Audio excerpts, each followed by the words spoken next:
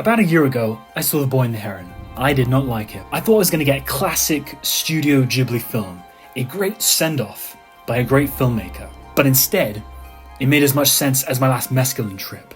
It was like a schizophrenic bombardment of fantasy with no rest for reality. If you've seen it, you know what I'm talking about. So into the junk pile it went. Until I see this documentary about The Boy and the Heron. 我を学ぶ者は死す。歩いて延々と歩いた。僕の頭は壊れたらしいって。らしいってしか言いようがないんだよね。禁断の扉を開けちゃった人間がね、長生きして幸せに暮らしましたっていうのを、そういう物語を作るべきだと思う。クルージにするしかないんですよ。俺生まれて初めてね、我を見失ってんですよ。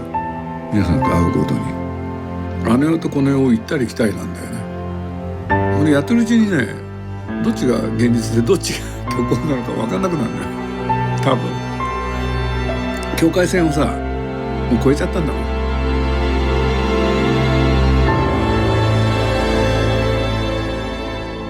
It's not a direct explanation of the film, it's the process for how the film was made. But there are clues scattered throughout this documentary which can be used to better interpret this film. Because essentially what's wrong with this film is that it's missing context. Kind of like starting a film halfway through. You're not going to understand what's happening now unless you know what happened before. So what are these clues? The first clue is that he stinks of death. We see the burden he feels about making the film when he's this old, and everyone else around him is dying of old age. In the beginning, Miyazaki expresses that he feels imprisoned by his ideas. He feels forced to make them into films. Another clue is that the characters in the film are based on key people from the studio. Miyazaki says that the Heron is based on Ghibli's producer, while this producer thinks that Miyazaki is clearly the boy. During production, the co-founder of Studio Ghibli dies, a serious man who Miyazaki has always seen as a mentor. Miyazaki says that the wizard or granduncle was based on him. Throughout the whole documentary, Miyazaki keeps saying that he's being haunted by this wizard, by this granduncle. And the last little clue is that he opened his brain lid too much. The cameraman asks Miyazaki, "How's everything going?" "Are you joking?" he says. "I think I'm losing my mind." Malice is embedded in the world. When you're struggling to live, the world isn't smiling. If the world isn't full of malice, then why did my co-founder die? Everyone dies, but it just proves that the world is against us. What is this film about? I'm getting confused. There are many moments when he says, "I don't know what I'm doing," and he's throwing out storyboards. "I went to the edge of madness," he says. "It's something I have to do, otherwise the result is boring." He talks about needing to open his mind a bit more, but now he's saying he's opened it a bit too much, to the point now he feels like he's going crazy. Okay, so just to take a step back a bit and try to assess all this. What would I say is the meaning of this film?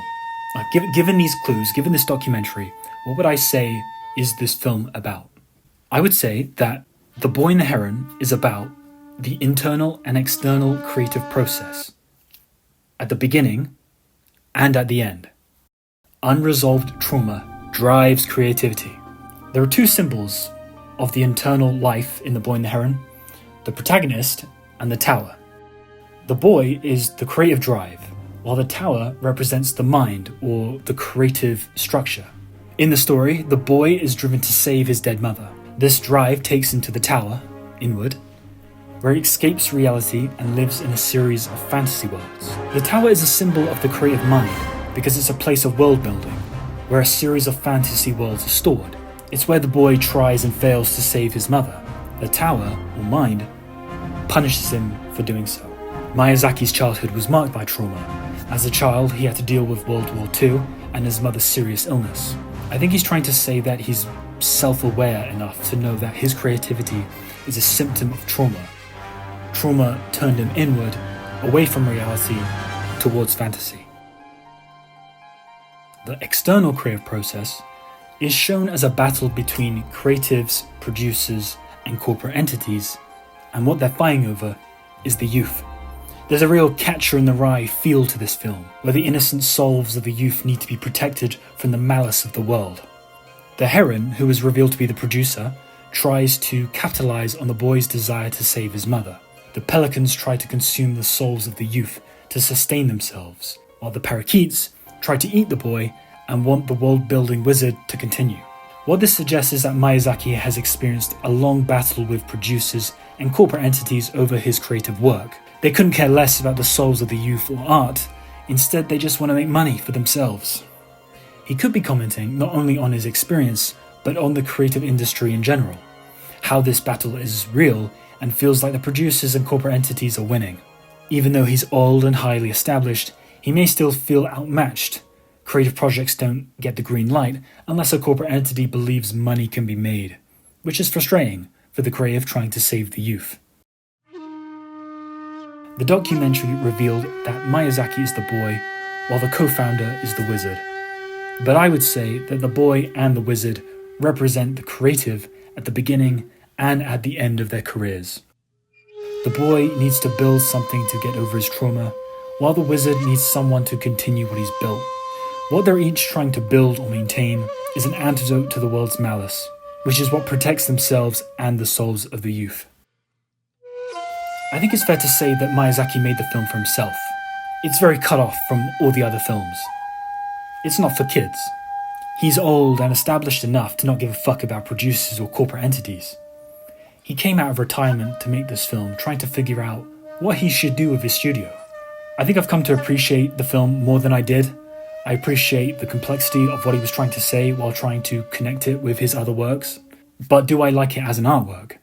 The thing is, without this additional context, you would have no idea what the film is about. You couldn't get attached to this film because Miyazaki puts an arm length between himself and the viewer. He expects you to do the work and come to him. He made the film for himself. I don't think there's much concern for what the audience thinks or how much money the studio makes, and I respect that. But this film is very metaphorical, and I don't like the film for the same reason I don't like inside jokes, or at least I don't like them when I'm not part of them. So, that's my thoughts on The Boy and the Heron. Peace out, bitch.